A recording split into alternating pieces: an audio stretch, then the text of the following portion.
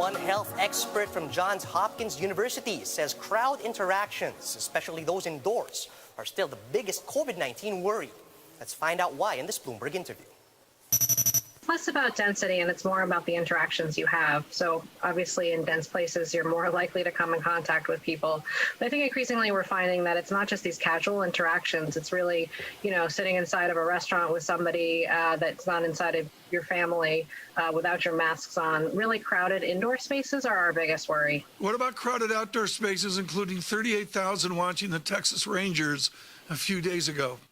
Yeah, so that's not great. I mean, outdoor spaces are generally safer, but when you pack people right next to each other and they're sitting there for a long time, basically breathing and yelling in each other's faces, that's really a high risk for transmission. So is a concern here that the more people who get infected in the United States, especially with the new variant, the higher the threshold to reach some sort of herd immunity, that more of the population has to be inoculated?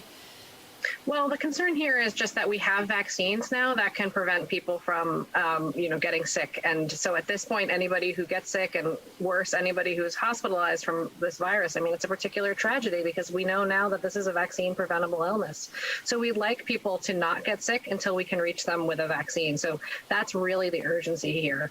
We're going to reach some level of immunity either through the natural infections that people are experiencing or the vaccine. I would really prefer the vaccine because each additional person that gets sick, there's a probability that we could have additional loss of life. There's a sense that things are going to get better. The pandemic will end. It is sort of just the path there, as you say. I do wonder, though, how much some of the turmoil around the AstraZeneca vaccine slows the progress of getting to the end of the pandemic. Do you have a sense of that?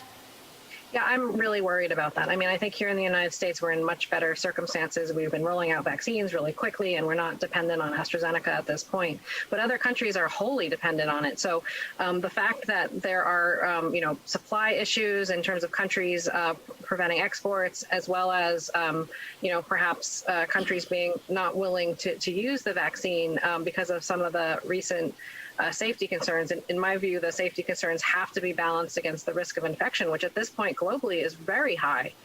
So I'm worried about that. I mean, we need all resources on the table right now to bring this pandemic to an end.